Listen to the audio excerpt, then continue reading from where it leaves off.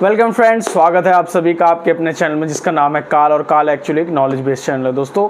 और आज मैं आप लोगों के लाया हूँ एक बहुत ही इंटरेस्टिंग वीडियो दोस्तों, जो है अमेज़ॉन जंगल पर। जी हाँ दोस्तों, दुनिया का सबसे बड़ा जंगल कहा जाता है अमेज़ॉन जंगल को, और इसको दुनिया का फेफड़ा भी कहा जाता है, पृथ्वी का फेफड़ा, लंग्स भी कहा जाता है इसको, अर्थ का, क्योंकि पूरी दुनिया को अमेज़ॉन जंगल 20% जो है ऑक्सीजन प्रोवाइड करता है। मतलब कि 20% ऑक्सीजन जो है पूरी दुनिया में वो अमेज़ॉन जंगल से आती है। और अमेज़ॉन जंगल इतना बड़ा है, इतना विशाल है कि अगर ये कोई देश होता तो ये दुनिया का 9वां सबसे बड़ा देश होता दोस्तों। तो आप इस चीज़ से अंदाज़ा लगा सकते हैं कि ये कितना बड़ा जंगल होगा। और यही नहीं, यहाँ पर लंबे लंबे पेड़ हैं, मतलब इतने ज़्यादा लंबे लंबे पेड़ है कि अगर आप यहाँ पर चल रहे हैं तो सूरज की रोशनी भी मतलब ज़मीन तक ठीक तरह से नहीं पहुँच पाती है। अगर यहाँ लगातार 12 महीने भी बारिश पड़ती है, इतने घने पेड़ हैं और इतने लंबे पेड़ हैं कि आपको ठीक से भीगने में काफ़ी समय लग जाएगा, अगर लगातार बारिश भी पड़ती रहे तो भी। और इसको जैसे कि मैंने आपको बताया कि ये दुनिया की यहाँ पर ही दुनिया की सबसे लंबी जो दूसरी नदी है अमेज़ॉन रिवर वो बहती है। और अगर पानी के हिसाब से बात की जाए तो अमेज़ॉन नदी दुनिया की सबसे बड़ी नदी है दोस्तों।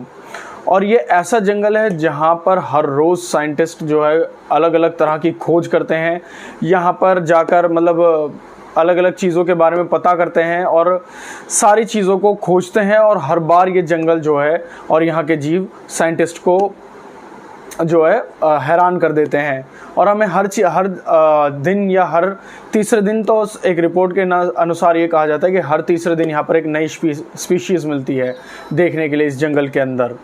तो चलिए दोस्तों, आज मैं आप लोगों को इस जंगल के अंदर लेकर चलने वाला हूँ। इस जंगल के अंदर की सारी चीज़ें बताऊँगा, यहाँ पर कौन कौन से जानवर रहते हैं, क्या क्या तरीके के यहाँ पेड़ पौधे हैं, कितने तरह के हैं, क्या क्या कौन सी मछलियाँ भी हैं। मतलब ये एक अलग ही दुनिया। अगर आप अमेज़ॉन जंगल को अंदर से देखेंगे या ठीक से उसके बारे में पढ़ेंगे तो आप लोगों को पता चलेगा कि अमेज़ॉन जंगल जो है वो दुनिया, उसकी एक अलग ही दुनिया है अपने अंदर। पूरी वो एक अलग ही दुनिया को बसाकर अपने अंदर बैठा हुआ है। और आप लोगों को दोस्तों जानकर ये हैरानी होगी कि हम लोग जो है आज चांद पर पहुंच चुके हैं, मंगल ग्रह तक पहुंच चुके हैं, अंतरिक्ष में नई नई खोजें कर रहे हैं, लेकिन धरती पर आज भी ऐसी कई जगह हैं जहां इंसान नहीं पहुंच पाया, जिनमें से एक अमेज़ॉन जंगल है। जी हाँ, हम अमेज़ॉन जंगल के बारे में मुश्किल से सिर्फ 2% ही जानते होंगे, क्योंकि आज तक हम अमेज़ॉन जंगल के ज़्यादा अंदर तक जा ही नहीं पाए हैं दोस्तों। क्योंकि वहाँ पर हर कदम कदम पर इतना खतरा है और ऐसे अलग अलग जानवर हैं, जीव जंतु हैं कि हम लोगों को पता भी नहीं चलेगा हमारे पैरों के नीचे कौन सा कीड़ा है, कौन सा जानवर है इर्द गिर्द। और पूरी जगह मोस्टली जो है वो दलदल है, और वहाँ पर इसलिए किसी इंसान का आसानी से जाना भी बहुत मुश्किल है। और यहाँ पर जो ख़तरनाक जानवर मिलते हैं उनके बारे में तो क्या ही कहना दोस्तों। सबसे पहले मैं आप लोगों को बताना चाहूँगा यहाँ पर कि यहाँ पर एक पक्षी मिलता है, पुटू पक्षी। ये छलावरण में इतना ज़्यादा माहिर होता है, जैसे कि आप देख सकते हैं कि ये छलावरण में इतना ज़्यादा माहिर होता है कि ये अपने शिकारियों से बचने के लिए ये एक लकड़ी के टहनी के तरह दिखने लगता है पूरा। और ये इस चीज़ में इतना माहिर है कि साइंटिस्ट भी आज तक ये पता नहीं कर पाए कि ये पक्षी आखिर ऐसा करता कैसे है। और ये इतना माहिर है कि अगर ये बैठ जाता है एक बार अपनी आंखें बंद करके, तो आपके सामने भी होगा या बगल में होगा, लेकिन आप इसको देख नहीं पाएंगे। आप समझेंगे कि टूटी हुई लकड़ी की टहनी है या तना है। ये इस तरह का एक पक्षी है दोस्तों। और पिंक डॉल्फिन, यहाँ अमेज़ॉन रिवर में दोस्तों आपको पिंक डॉल्फिन भी देखने को मिलती है। अंधी कैटफिश भी यहाँ पर देखने को मिलती है आप लोगों को। और दोस्तों आप लोगों ने वॉकिंग ट्री, मतलब कि चलने वाले पेड़, मूवीज़ में तो बहुत देखे होंगे, लेकिन हकीकत में भी आपको अमेज़ॉन जंगल में वॉकिंग ट्रीज़ दिखेंगे। लेकिन ये उस तरह से नहीं चलते हैं जैसे कि फिल्म्स में दिखाए जाते हैं। इनकी जो चलने की रफ्तार है वो बहुत धीमी होती है, साल दर साल ये आगे बढ़ते हैं। दरअसल ये जब पेड़ की सूरज की रोशनी पेड़ों के द्वारा अंदर आती है, तो जिस तरफ से सूरज की रोशनी आती है, ये पेड़ की जो जड़ें हैं ये उसी तरफ धीरे धीरे गति में आगे बढ़ती हैं, जिसकी वजह से ये अपनी जगह से दूसरी जगह पर आगे बढ़ते जाते हैं।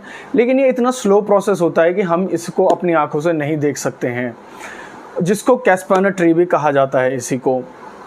और अमेज़न जंगल में दोस्तों सांपों की 70 से भी ज़्यादा प्रजातियां हैं अलग अलग। और यहाँ पर आपको दुनिया का सबसे छोटे से छोटा सांप और तो और दुनिया के सबसे बड़े से बड़ा सांप भी यहीं देखने को मिलेगा दोस्तों, और कहीं भी नहीं। जी हाँ, मैं बात कर रहा हूँ एनाकोंडा की। दोस्तों अक्सर हम लोगों ने मूवीज़ में देखा है एनाकोंडा कितने बड़े होते हैं, कितने ख़तरनाक होते हैं, और हकीकत में भी दोस्तों ऐसा ही है। ये बहुत ज़्यादा बड़े, दुनिया का सबसे बड़ा सांप भी एनाकोंडा ही है, सबसे भारी सांप भी एनाकोंडा ही है दोस्तों। और जो एक महान खोजकर्ता थे, ब्रिटिश अमेरिकन खोजकर्ता पर्सी फॉसेट भी जब अमेज़न जंगल आए थे, उन्होंने यहाँ पर खोज की थी। तो उन्होंने अपनी खोज के दौरान उन्होंने भी एक 62 फीट लंबे, हालांकि साइंटिस्ट कहते हैं कि ये 30 फीट तक लंबे होते हैं, लेकिन जब डायनासोर के समय के काल में एक हमें फॉसिल मिला था जो दुनिया के सबसे बड़े सांप का था, जिसका नाम है टाइटेनोबोआ का 42 फीट लंबा एक फॉसिल मिला, जो कि 5 से 6 करोड़ साल पुराना था। तो इसको देखकर सभी साइंटिस्ट के हैरान हो गए और उनके सवाल खड़ा हो गया मन में कि आखिर ये जीव कौन सा है। जब उसकी खोज की गई तो पता चला कि ये टाइटेनोबोआ है।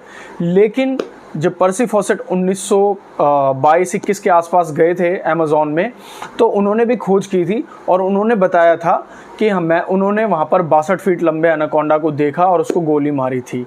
और कुछ समय बाद उन्होंने अपने एक और बताया कि उन्होंने 70 फीट लंबा एनाकोंडा वहाँ पर देखने का उन्होंने दावा किया था अमेज़न जंगल में। और साथ ही साथ उन्होंने वहाँ पर कई सारे जीवों की खोज की, जैसे कि 6 फीट लंबे पैरों वाली एक मकड़ी की खोज की थी उन्होंने बताया था कि मैंने उसको देखा है, उन्होंने ये दावा किया था। और स्थानीय लोग भी जो हैं वहाँ के, वो भी इस मकड़ी को देखने का दावा करते हैं। तो और पर्सी फॉसेट की बातों को झुटलाया नहीं जा सकता है, क्योंकि वो एक बहुत ही महान वैज्ञानिक और बहुत ही महान खोजकर्ता थे। और साथ ही साथ जब 1925 में पर्सी फॉसेट वहाँ दोबारा गए थे उन्होंने, क्योंकि जब उन्होंने पहले शुरू किया था वहाँ पर खोज, तो तेज़ बारिश, क्योंकि अमेज़न में हमेशा मोस्टली बारिश होती रहती है, रेन फॉरेस्ट है, तो बारिश की वजह से उन्हें तेज़ वर्षा की वजह से रोकनी पड़ी थी अपनी खोज को। लेकिन उसके बाद उन्होंने 1925 में दोबारा वहाँ पर खोज शुरू की, और लेकिन 1925 में वह रहस्यमय तरीके से गायब हो गए। और जब वह गायब हुए थे तो उनके साथ उनका बेटा और उनका एक दोस्त भी था। और जब उन्होंने 1925 में वह गायब हुए तो उनको ढूंढने के लिए काफ़ी सारे लोगों को वहाँ भेजा गया था। ये मैं आपको आगे बताऊँगा दोस्तों। और साल 1992 में 1992 में एक अमेरिकन जो पादरी थे, प्रीस्ट थे, उन्होंने भी एक 75 फीट लंबे एनाकोंडा को देखने का दावा किया था। उन्होंने भी कहा था कि उन्होंने अपने आंखों के सामने एक 75 फीट लंबे एनाकोंडा को देखा है।